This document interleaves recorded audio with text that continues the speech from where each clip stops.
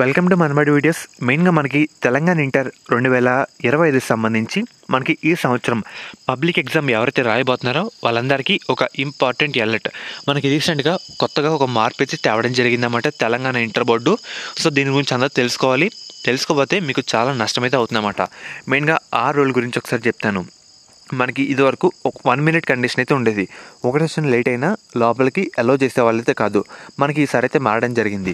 చూస్తున్నారు కదా, ఎగ్జామ్ ఉండగా 15 నిమిషాల ముందుగానే గేట్ అయితే క్లోజ్ చేస్తారన్నమాట. అంటే మనకి 8:45 వరకే లోపలికి ఎంట్రీ అయితే ఉంటుంది. ఆ తర్వాత వస్తే ఎగ్జామ్ రాసే అవకాశం కోల్పోయినట్లే. మనకి రీసెంట్గా మన ఇంటర్ బోర్డ్ ఈ రూల్ అయితే తేవడం జరిగింది. ఎగ్జామ్ 15 minutes ముందే గేట్ అయితే క్లోజ్ చేస్తారు. అంటే 8:45కే లాస్ట్ ఎంట్రీ, దాని తర్వాత ఎలో లేదు. కరెక్ట్గా 8:45కే మనకి ఎలో చేస్తారన్నమాట. ఆ టైం దాటితే మనకి అసలే ఎలో చేయరు. ఇన్ కేస్ ఒక నిమిషం లేట్ అయినా లోపలికి అసలు రానివ్వరన్నమాట. గేట్స్ అయితే క్లోజ్ చేయడం జరుగుతుంది. ఇది చాలా ఇంపార్టెంట్ అలర్ట్ అన్నమాట. ఎందుకంటే చాలామంది తెలుసుకోలేకపోయినా, అంటే దూరం నుంచి వచ్చేవాళ్ళు ఇన్ కేస్ రావడం కొంచెం లేట్ అయినా సరే మీకు ఎగ్జామ్ రాసే అవకాశం కోల్పోతారు. కాబట్టి మీరు ఎంత ఫాస్ట్గా వెళ్తే అంత మంచిది. మ్యాక్సిమం ఒక 1 hour ముందుగా వెళ్ళడానికి అయితే ట్రై చేయండి.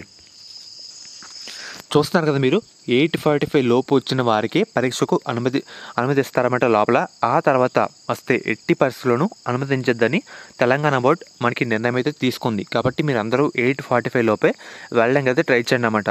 సో చూస్తున్నారు కదా, మార్నింగ్ మీరు ఒక 1 hour ముందుగానే సెంటర్కి అయితే వెళ్ళిపోండి. మనకి ఇదివరకు 1 minute లేట్ అవుతే లోపలికి అలో చేసే వాళ్ళైతే కాదు. కానీ దాని నుంచి మళ్ళీ మనకి 50 minutes ముందు, అంటే లాస్ట్ టైం 8:45 తర్వాత మనకి లోపలికి అయితే అలో చేయరు.